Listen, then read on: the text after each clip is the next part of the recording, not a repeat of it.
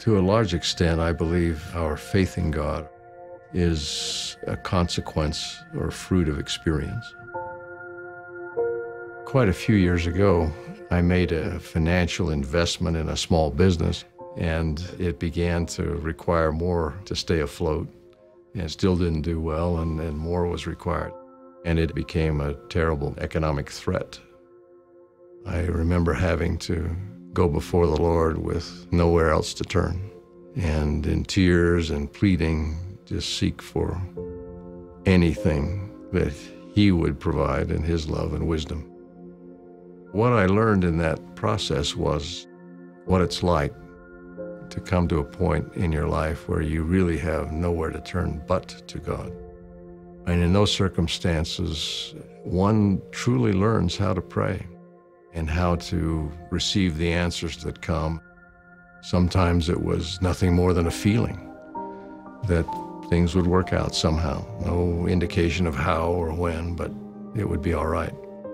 Sometimes it was an idea that would make a difference.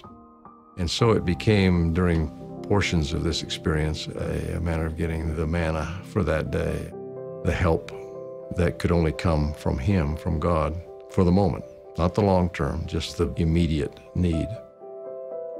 I think what we have to do when the pressures are there and the clouds are dark and threatening is take life a day at a time. It helps at times not to think too far ahead and just do what the day requires. Give us this day our daily bread. We're not anticipating the hardship or suffering that might be entailed. We sometimes just have to break it down to this moment, this day. And while deliverance isn't immediate and you may not see the end, still, you've got enough for today. When this began happening in my life, my prayer was, give me a miracle, solve this problem. And it took a while to finally come to the point of saying, I'm content to get a daily help and let it take what time it takes, knowing that I can rely upon God. And it's been a blessing to me ever since to have had that rather harrowing experience because of what it meant for my relationship with Him.